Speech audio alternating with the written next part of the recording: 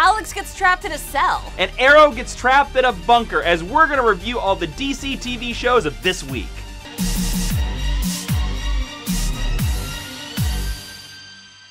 Hi, I'm Jason Inman. And I'm Ashley Victoria Robinson. Welcome to DCTV Recap, the show that recaps all the CW recaps because there are shows that need to be recapped and we're the ones that are going to recap them for you.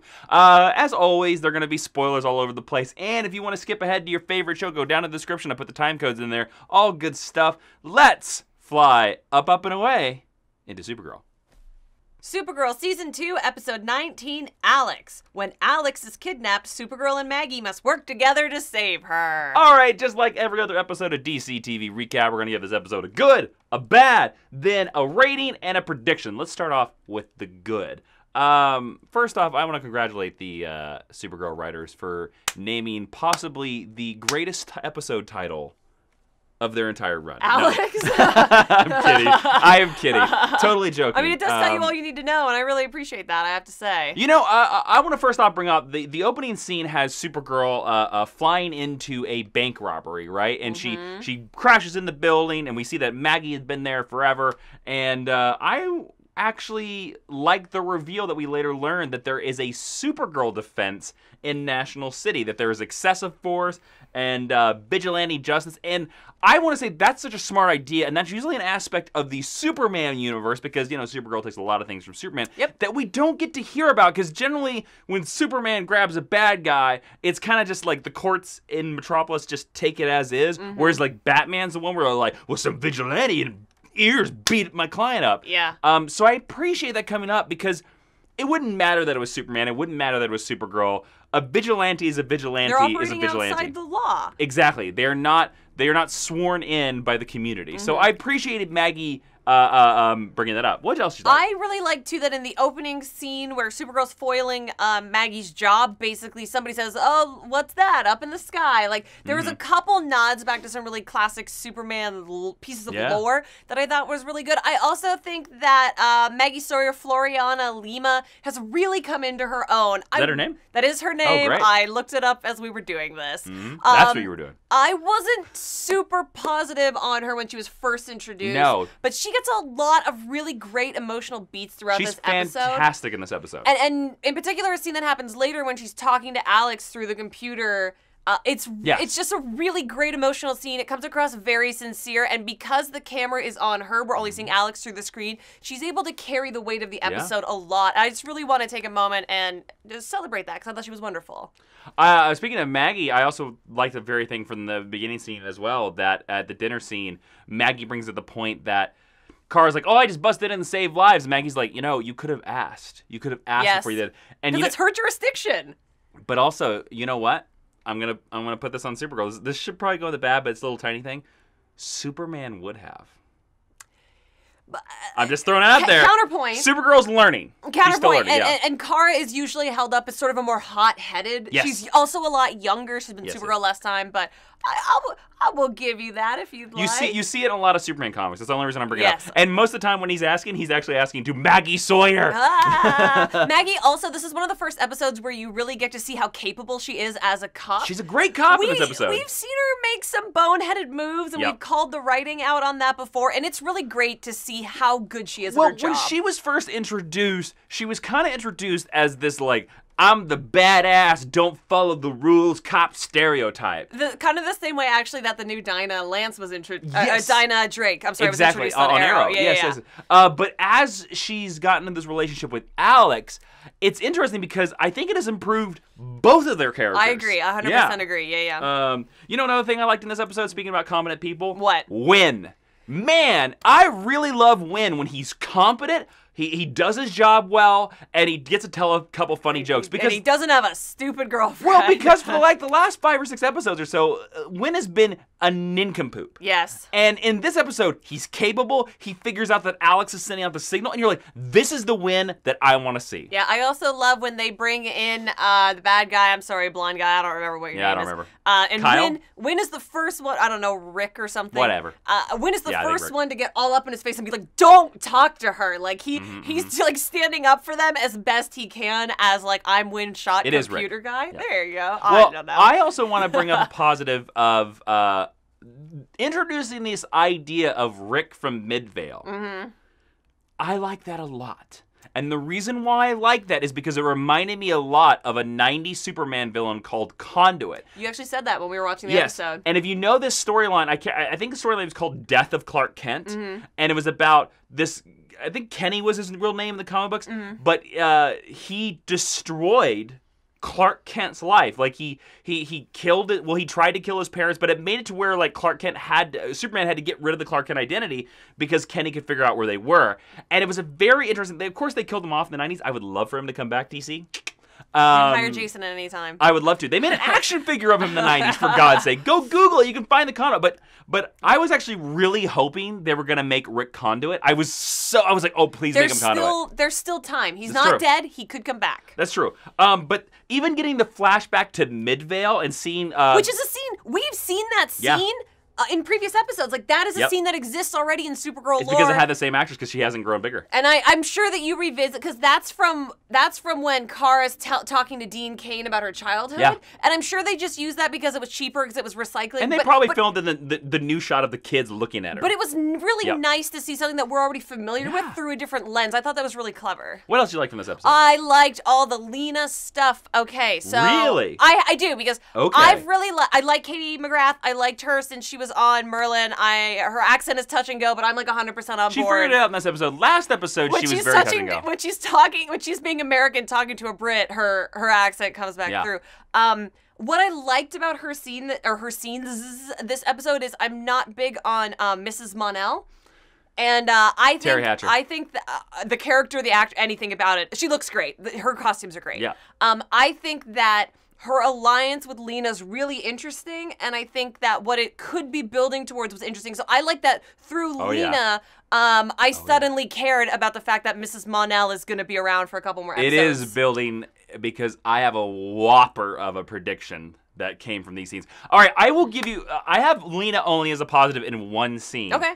And it's the scene where she tricks Terry Hatcher into touching the alien detection device, which we had seen before. That was a positive for me. But the rest of those scenes, I was like, this is kind of dumb. And we'll leave this for Terry Hatcher. Yeah, Terry Hatcher... She's sleepwalking. Well, she has been good in other episodes. It's weird because in most of her... We'll talk about more when we get to the bad. Sure. But very briefly...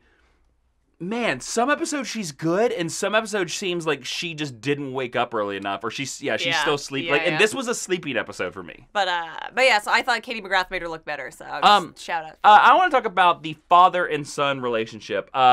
One, I want to talk about. I love the actor that played his dad. I don't know his name. Daddy Star-Lord. But yeah, he's Grandpa Star-Lord. Or Uncle. In the first Guardians of the Galaxy, he's same in the actor. opening scene. Yeah. He's great. He was great in this episode. And you know what? He was great when John was faking being the dad, and he was talking to his son Rick. I believe. That was such an amazing moment where he was like, "Oh, I wanted to talk to you, not between the glass." Great dialogue. Yeah. Eric Carrasco, excuse me, who I am, we are acquaintances with. We've met him once. Great job on the dialogue. Yes. This episode had some great pieces of dialogue. It did. It's a good episode. Like. Yes. And then you brought it up a little bit earlier. Maggie and Alex's goodbye scene. Was just like, no, we need more firsts. We need to go to a first terrible vacation. We need to get a first terrible dog. What's the name of the dog? Gertrude. Yeah. Why? The Star Trek fan in me really liked that, although it's probably a Hamlet. I went to Hamlet. I was like, after Hamlet? Powerful. I also like that when Maggie is about to drown, that she does the thing with her pants, so she creates a flotation device. Again, we get to see, even though Alex is trapped the entire time. That's a smart secret agent. That's you get to see her being incredibly capable, and that's freaking cool. I was also impressed with, she did the other smart thing, which I think a lot of people wouldn't have done, immediately trying to stuff clothing into the water spout to slow down the water. That shows that she's very well trained. Also, your clothes are really heavy in water, so I was like, oh, she's taking her clothes off. That's really smart. What else did you like from this episode? I liked the brief moment that we got with Martian Manhunter. I don't think he's used to his full potential, and I'll talk a little bit more about that in the bad, but anytime we get to see him do some shape-shifting nonsense, and then you cap it off by having him have a nice like father-daughter scene with Kara about how it's going to be okay, that's what I want him there for, and David Harewood, always wonderful, was wonderful in this episode. Two final things before we move into the bad. I like that Kara at one point said that I can't spin around the planet and turn back time. Nice Superman the movie reference. Please Supergirl writers, please have her do that in the final season. Whenever the final season is going to be, please just do that like once. Oh my God. And give it to her. Don't give it to Tyler Hoechlin. Give it to Kara. Also, have her at one point take off her S shield and it becomes a saran wrap thing that wraps up another Kryptonian. Have her do that too. I love Supergirl talking to the crook father, Grandpa Star-Lord. Oh, that is a great scene. And how they acted together and how she was like, you need to be a father now. The one thing you were good at. Yeah. Yeah. Such a great moment. So good. So many great words in that thing. And you get to see Supergirl be super. Yes. Without punching someone, which is sort of the thrust of the episode. Yeah. All right, let's move into the bad. All right, I have very minor bad things in this. Yeah. It's nitpicky stuff. Yeah, just very nitpicky stuff. Another villain knows her identity. And nobody in the CW universe can keep their secret identity secret. For me, it didn't give enough justification as to why. Yes, he knew her from childhood, and he keeps saying, like, oh, I planned this for a year. Yeah, but so what? Like, what resources do you have? Like, I know this is, he's probably a one-off villain, and you only have so many minutes in your episode, but, like, a little bit, one more line of dialogue. Also, this is an acting thing I noticed. When they first announced that Alex is gone and they're all in the DEO, every DEO agent is standing around John like this. And they're just standing there. They're just extras who were told. I know, but they're awkwardly standing there, and then John has to go, get to work, and then they all get to work. Shouldn't they have just been working? Yeah. It was a little... I guess. It was a little awkward. Yeah. All right. Do you have a bad thing? I was going to say, you said this when we watched it, when they reveal that Alex is in a cell thing, you immediately said, oh, look, they have Martian Manhunter who can phase through stuff. Yep. Which would have solved the... Because Kara couldn't go to this one. Well, they couldn't find her either, which, whatever. Yeah, but, whatever. That would have been a really easy way to solve the problem. And they keep running into this thing with Martian Manhunter where he's too powerful and the show is called Supergirl, so you kind of have to mute him or just ignore his powers, and that's unfortunate. Yeah. Also, she came around at the end, but for most of this episode, I thought they had Kara flying off the handle too easily. They've done that in a couple episodes this season. I get why you do that for this episode, because you're trying to set up the conflict between her and Maggie. I understand that. But yeah, it has been a repeat thing. It's probably the reason why I noticed it. I guess I just don't think Supergirl is that hot-headed. Not this version of Supergirl. Yeah, there are comic versions of Supergirl that I would say that, but I will say that it does lead to the scene where Maggie confronts her and says, like, I'm her girlfriend, and Kara says, I'm her sister, and Maggie's like, oh, but you think that's more than me, that you trump me. And as someone who's been a girlfriend, I was like, I agree with you. That's a great line. But again, it's a very nitpicky thing because Kara did turn around. She learned her lesson, so I'll give it to him. Yeah. All right, so let's move straight into the rating. Based on a scale of 1 to 5 saran wrap S shields, Ashley, what do you give this episode called Alex? I think that Alex has been one of my favorite things this season. I think this was a really good episode. There are a couple minor problems that I have, and they're mostly with Kara's characterization, but I'm going to give it a 4. I think this is a really good episode, and more like this, please. How about you? What do you think about this episode of Supergirl? I thought this was a really nice, kind of small episode of Supergirl that had some very great dialogue and some amazing emotional moments. The only thing that knocked it down for me was the Terry Hatcher, Lena Luthor stuff. Yeah, I give it a 4. If it wasn't for the Terry Hatcher, Lena Luthor stuff, I would have given this episode a 5. I do appreciate, though, that we didn't lose that storyline. Yes. It is still developing. We're going to talk about that some more. All right, now let's go into the prediction. Actually, based on this episode of Supergirl, when do you think Alex is going to get her dog?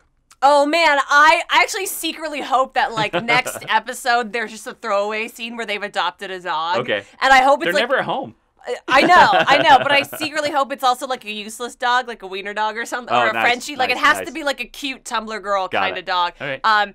And if you do that, Supergirl writers, you don't have to name it Gertrude, but you have to name it like Streaky, Streaky, or Beepo? Dexstar, or like Comet? it has to be an Easter egg from the DC universe, because otherwise it's a wasted opportunity. I think because we harped so much on Supergirl's relationship with the cops, and we've seen Maggie doing her hostage negotiator thing, that I think we're gonna have to see Maggie's boots on the ground approach in a really big scene, either in the finale or butting right up against it. Okay. And you're going to have to see Supergirl in a more meaningful way learning how to deal with the cops before the season is over. All right, what is your big prediction for Supergirl? I know what's going to happen in the season finale. Tell us. All right, and I'm throwing this out there because if any of you have ever watched the Collider Arrow recap show, I just want to throw out that I was the one that predicted the whole Damien Dark Arrow killing Damien Dark before anybody else did. I did that. That's right.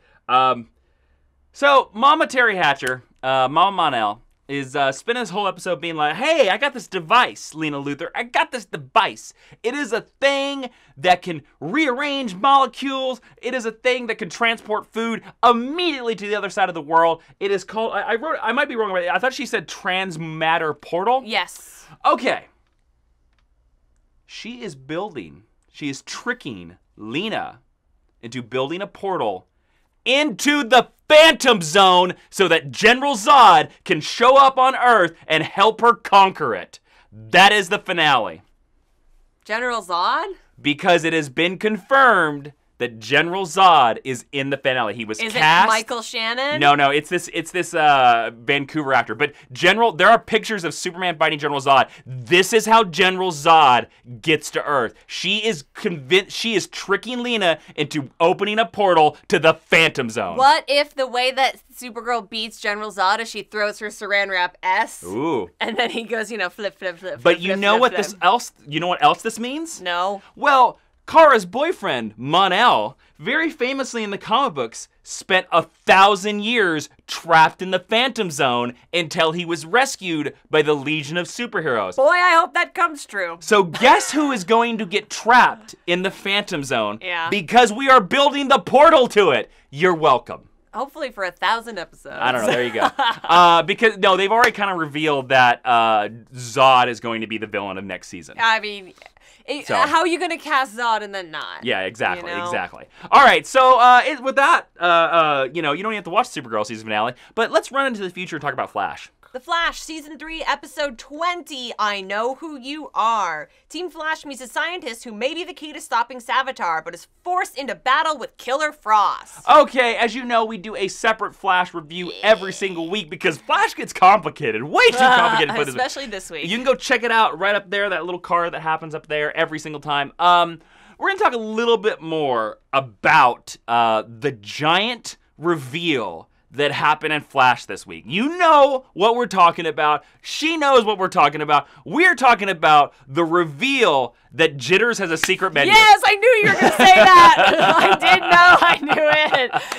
I mean, we all know that was the biggest reveal when HR finds out that there's so first off, let's talk about the secret coffee place.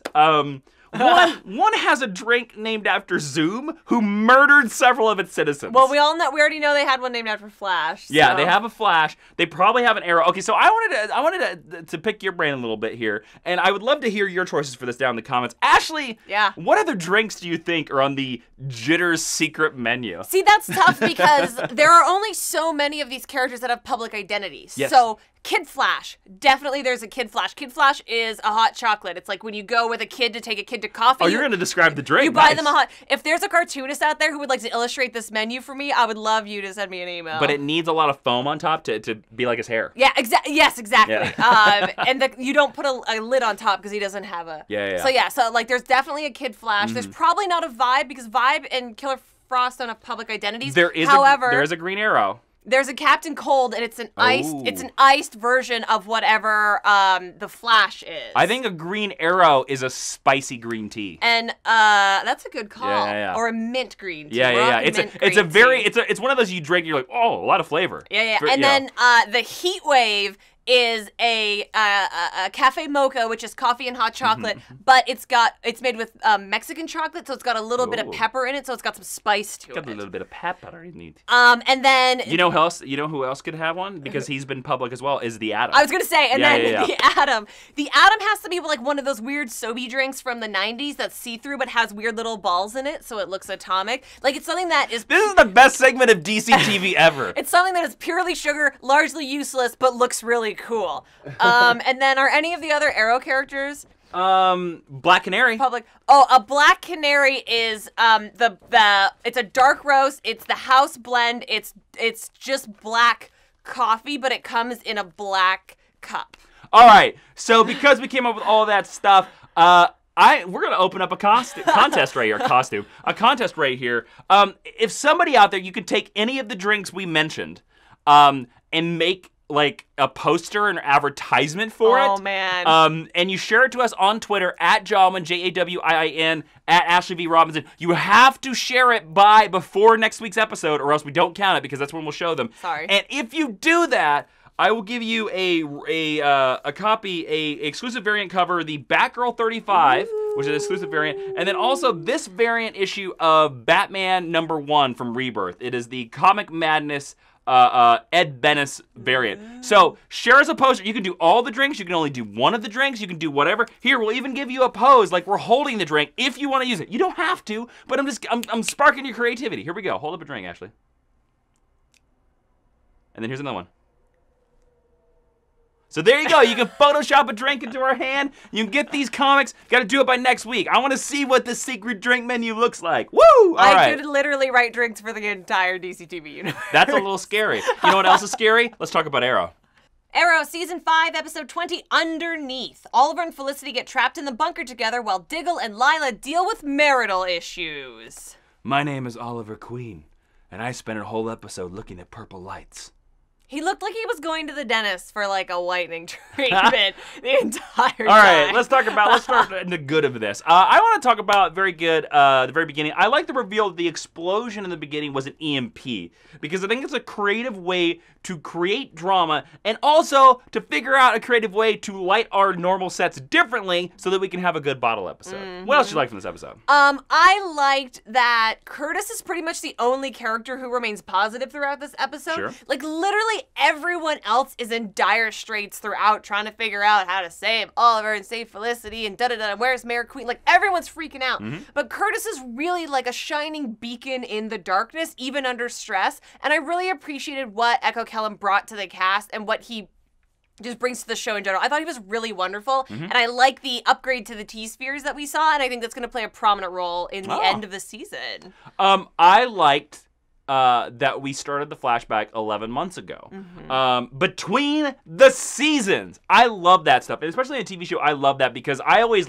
I'm a huge Doctor Who fan. I knew you were going to bring up Doctor Who. And I'm always about what is the Doctor doing between episodes? Yeah. What is he doing between seasons? He could spend 100 years doing stuff between seasons. So I like this fact that we get to see before Season 5 started, Oliver's kind of dealing with this thing that there are people trying to be the replacement Damien Dark. Yeah. And he had his Season 4 costume, which I never liked. With the shorty sleeves? He needs sleeves, damn it. So I really like that. Also, we got to talk about possibly one of the best stunts of this entire season. So he climbs up the elevator shaft, and then he falls down the elevator shaft because there's a booby trap.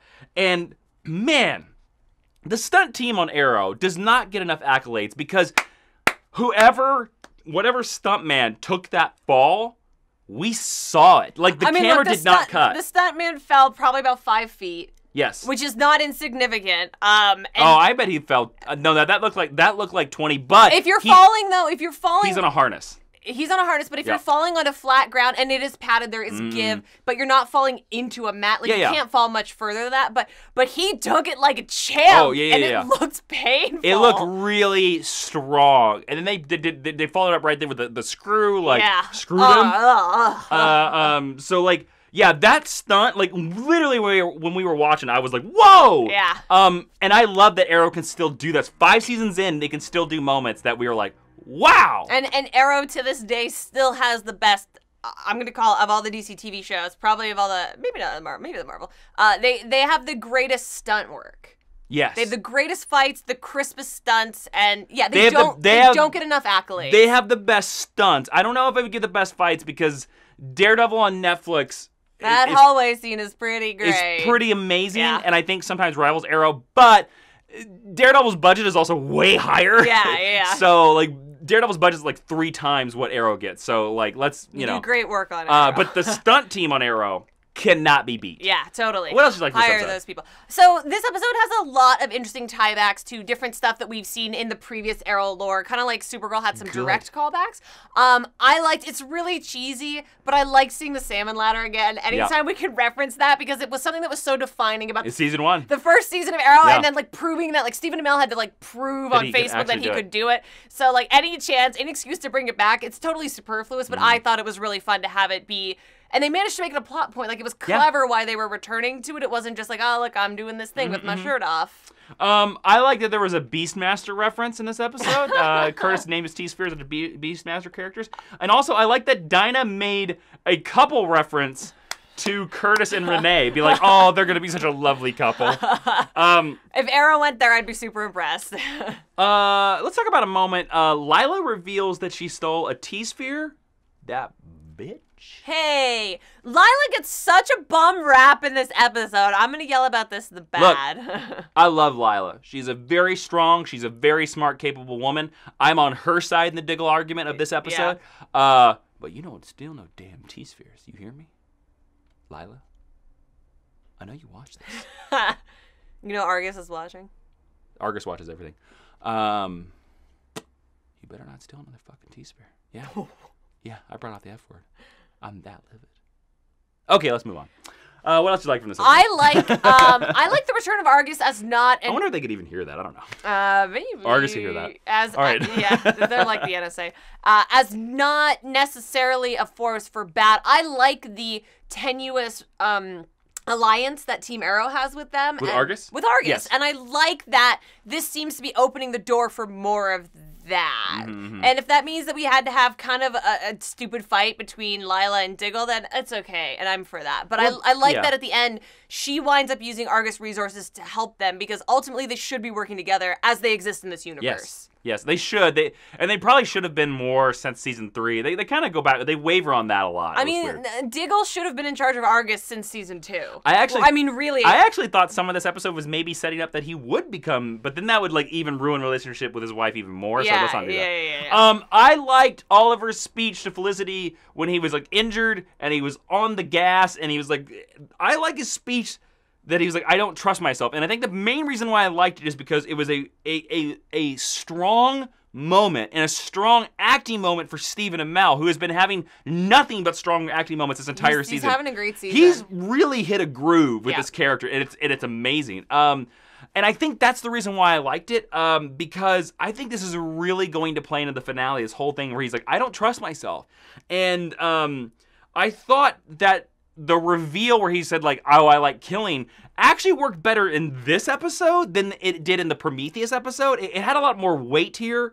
Also, at the same time, I hope it sets up the finale, because Oliver not trusting what he'll do or the fact that he'll go off the handle at any moment, I kind of hope this is setting up that we put that to bed. No, wait, let me finish. That we put that to bed in the season 5 finale, because as Felicity brings up in this episode, he has now been through a decade of this hellish Arrow stuff, and it's time to move on. We get like 3 fights a season about this, with either Oliver and Diggle or Oliver and Felicity. I think that would be the strongest narrative choice, but I think it's going to exist until the show. Sure. Until the show's What's over. different this episode? I really do. That's kind of my whole list, because I didn't really like this episode. Oh, well, forget so it. if you have anything else you want to bring up, let's... I have plenty more good. Because I didn't... The scene that you just mentioned... Okay. We'll get to the bads then. Okay. T-Spheres are cool. I brought up the T-Spheres already. I don't care. I'm bringing them up again because they're really, really cool. Yeah. Felicity admitting that joining Helix was idiotic at the end. Yeah, finally. You're like the only person on the planet that didn't realize it was idiotic to do that. Yeah, a terrorist organization that kills people. Sure, that seems like a good idea. The fighting to make an arbitrary difference between like a hacker and a terrorist, I thought, was like really contrived. We're not to the bad yet, so we'll save that. Yeah. Chase showing up to meet Matthew, I thought was actually a really good moment, because I don't know, I kind of thought we'd put William to bed. Yeah. I like that he's changed his name to Matthew now. I wish he changed his name to Connor. But no, Connor's Diggle's baby. We'll get there. But I don't know. I just really like that end. I thought we were done with the son of Oliver, but it's interesting to bring it back. I was surprised at that moment. So good ending. All right, let's move into the bad. Ashley, since it seems like you have a surplus of stuff, go ahead. I really didn't like this episode. I've been anti-Olicity from the very moment of its inception. I only liked it. I liked the idea in season 1 that Oliver was using the "you're the woman I love the most in the world" blah blah blah to trick Slade, and then when that turned out to be true, I was totally off board. And that's what most of this episode is, and that's what most of it is dealing with. I don't need any more of that, so I pretty much didn't like any of the stuff with Oliver and Felicity. Now, I will agree with you that the speech that you mentioned is better written and better acted than the reveal of, like, I love to kill to Adrian Chase. Even though it's not a reveal, like, duh, it's the most anticlimactic reveal that Arrow's had this season. I just didn't need it 2 times in 3 episodes. I thought it was hitting the same... No, it's been like... No. It's been 5 longer episodes. than that. It's for me, it was hitting the nail line for line the same way on the head twice that I didn't need that bell ring again. I'm just mix my metaphors. But so I didn't need that scene. I don't need Oliver and Felicity fighting anymore. They don't trust each other. Great. They're never going to date again. I don't care. I also don't appreciate the mirror plot of Diggle and Lila having the same petty, contrived fight that Oliver and Felicity have. Diggle and Lila have been involved with each other for over a decade. They've been married before. They decided to get married again. They're both in difficult positions. They do a similar job for different organizations. So the fact that John is holding her to such a high standard that he's expecting her to give him leeway on is out of character for John, and it does a disservice to both of the characters. I will agree with you. I agree with you on the Lila Diggle thing. Diggle's argument for... Diggle's only argument in this whole Argus thing is that they held a man without due process. But that is a fair argument on Diggle's side. Sure. But he kind of goes a little bit far with it because, Team Arrow's done that. Team Flash does that all the time. Yeah. I mean, when Lila makes the point that Team Arrow has done some insane stuff, and then he's just like, nah, pshaw, and sleeps on the couch, that's where I'm like, Diggle. Yeah, that was dumb. And then, Diggle, come on. And then also, Lila's awesome. Lila is awesome. Also, the jokes that they had, like, the former recruits make about their marital problems, I thought was in really poor taste. And those are the 2 main plots of the episode, so I wasn't left with a ton to grasp onto. I will tell you this. For me, I don't classify this as an Olicity episode. I classify the flashbacks as an Olicity storyline because the flashbacks started out really good, but then when I had this as a negative, when it turned into the drunken dinner on the fight my god, mat, I couldn't believe we had to watch them, like, have sex again. it was painful when we saw it in season 3. Yeah, it was so painful. It doesn't work. But that was where the flashbacks derail because I thought the first scene was very interesting. The rest of the episode, their relationship to me, again, I didn't see it so much as an Olicity episode as so much of we're explaining, because here's the weird thing. If you watch Arrow Season 4, and if you remember Arrow Season 4, they don't really have a strong breakup. They don't. They don't. Felicity just kind of walks out of the room when she finds out William, and then they sort of keep working together and then never talk about it.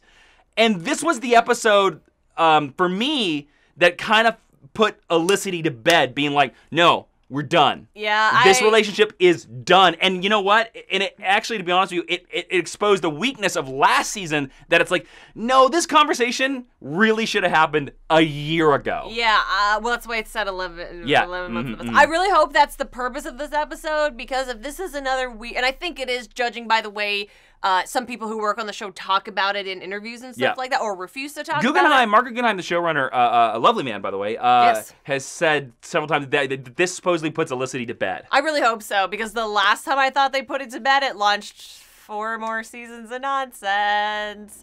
3 more seasons of nonsense. Whatever. Yeah. What else did you not like about this? So I'm of 2 minds about this thing I'm going to bring up. I sort of liked that the EMP takes out Felicity's weird implant that keeps her from being... Which, by the way, I'd completely forgotten about. That allows her to walk. Yeah, I forgot about it, too. Curtis's wedding gift is where that came from. Weird wedding gift. Yep. And then B, you just totally stole that from the New 52 Batgirl, I guess. They did. You should have just called her Oracle. It's not the first thing Arrow stole from Batman. Ba-dum-bunch. No, I know, but I forgot, like, how... It's kind of like the Ra's al Ghul, like, how on the nose the theft of that story point is. I like that we revisit that, but I really wish if you were going to do that we just left her in a wheelchair for the entire... Oh, it was permanent. Yeah, again, I've talked about this a lot with Barbara Gordon. I think it's a more powerful idea that someone who's physically disabled but is really, really smart is the most powerful person in the universe. We made that point when we were doing the Collider Arrow recap show last year. We made the point because she's only in the chair for like 2 episodes and then she's cured. It's not impactful. And she should have been in that chair for the rest of the show. Yes. You know, I agree. I still think she should be in that chair. Because I agree. It brings a lot to her character.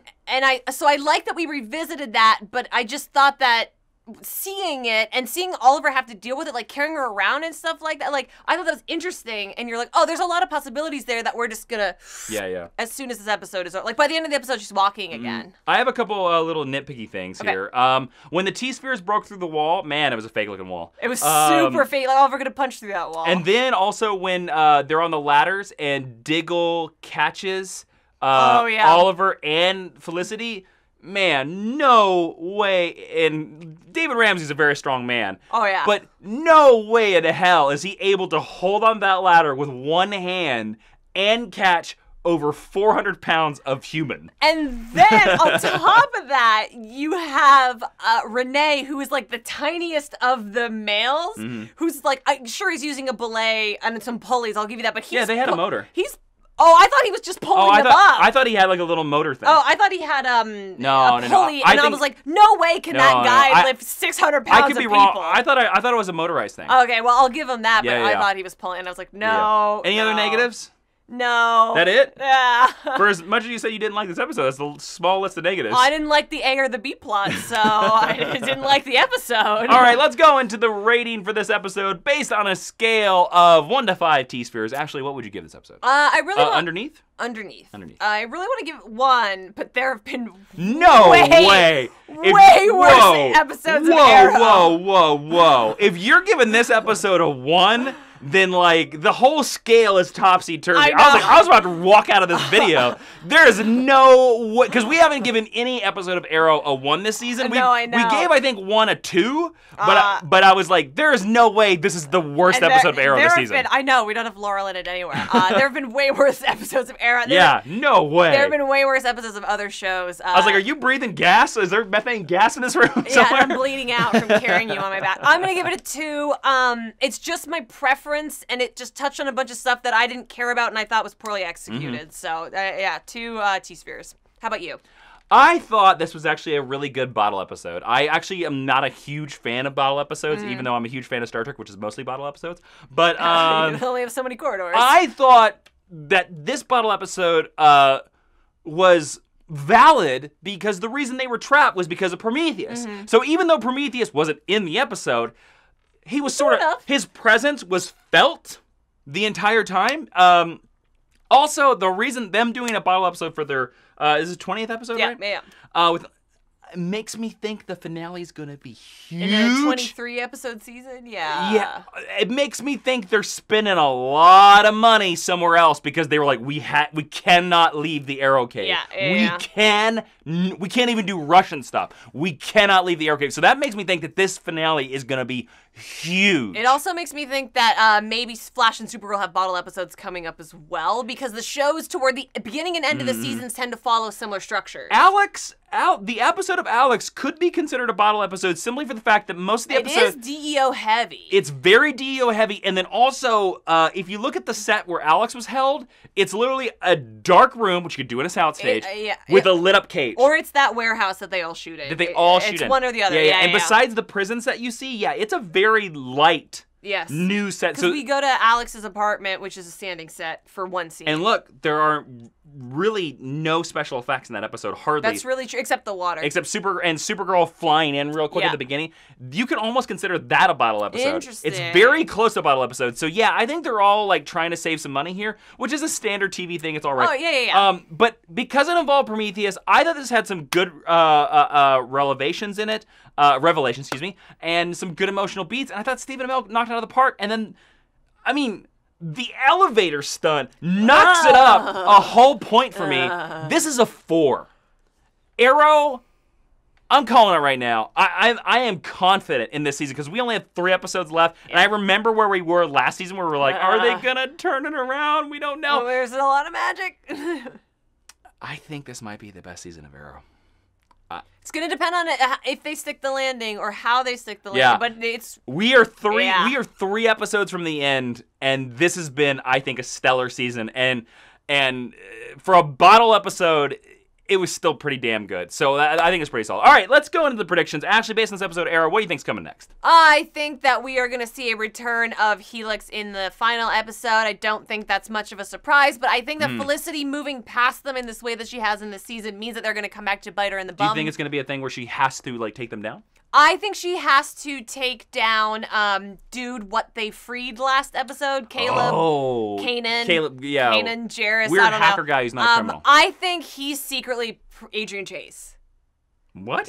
I think he's either Adrian Chase or he's working with Prometheus. So I think that's going to be Felicity's arc in the finale, is dealing with the sins of her of her helix. What do you think is coming up for Arrow? I think we may beat Prometheus in episode 22, not episode 23, which is the season finale, because the season finale is called Lian Yu. It is the island. Also, there was something that we didn't bring up in last week's we brought up briefly. There were no flashbacks in last week's episode. Mm-hmm. The flashbacks in this episode were Felicity, 11 months ago, yeah. In between season 4 and 5. I think we may only see the flashbacks 2 more times in this season. We may see it once briefly where we see Anatoly drop off Oliver on the island. Mm-hmm. And then I kind of think the season finale might be 75% flashbacks. Oliver with the beard. Yeah. I think that last hour of Arrow might be 45 minutes of on the island and Slade stuff. Think I really hope it's like Stephen Amell and Manu Bennett, or body guy with Manu Bennett's voice. Yes. Yeah. I think I don't know. I'm getting that feeling because I think they're making this finale so huge that I think that, and they're really going to want to connect it to the pilot, I think. I mean, if you call it Lian Yu, I think I'm calling it right now. I think that finale is mostly on the island. Part of me wonders if it's going to be either part of or derived from the original series finale idea, because Arrow was always structured as a 5-season show. It was supposed to end at season 5. I mean, you could tell from the pilot that that's what their conceit is. They were like, if we get that far, and we know now that they're continuing on past that. So I'd be interested to see how final it actually feels. Well, they've said that Mark Guggenheim has said a couple times that the finale of this season is going to end the 5-year arc, and he said that they're sort of writing it as a series finale that can continue. I would compare it, to bring up Doctor Who again, in the way that you would end a Doctor before he regenerates. So you close end a companion. Yes, so you close the book on the overall arc, but you leave room for characters to keep on going. Yeah, so it's like Arrow can go on another adventure. Yeah. I don't know. I'll tell you what, guys. Arrow has been Arrow has always, even in the bad seasons, always had a soft spot for being my favorite CW show because it was the one that convinced me. I still remember watching that pilot and just being like, oh my God, I can't believe they pulled the show off, because I expect this show to be terrible because we all remember the Smallville Green Arrow who wore sunglasses. He's on This Is Us now. He's great. Justin Hartley, good job. We sometimes see him walking around LA sometimes. It's weird. Yeah.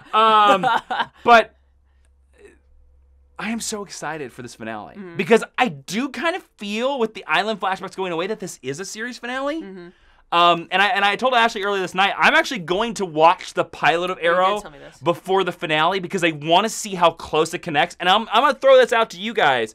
This is a challenge to all DCTV recap people. I challenge you to do the same. Watch the pilot the night before the finale or the finale of Arrow, or do this thing: watch your finale of Flash, then watch the pilot of Arrow, and then you're ready. Or watch the pilot of Arrow the hour before the finale airs, and then share your thoughts in the comments. And then share your thoughts, guys, because that's what I'm most excited about. I want to see how well they connect, because this is a moment we've been waiting for 5 years, and I think they're gonna deliver. It was shaky in season 3 and 4. But based on what we've seen this season, I think they're gonna pull it off. I think everyone knows who's working on it. What a big deal it is. Yeah. I think they're gonna pull it off. So there you go. So go down to the comments and tell me if you're gonna participate in the Arrow Pilot Challenge. And while you're down there, click subscribe. And why not click on one of the videos that's popped up on the screen and head on over to patreon.com/Jawiin to donate and get more exclusive geeky content. We'll see you next week. Don't forget to enter our Secret Jitters contest. See ya.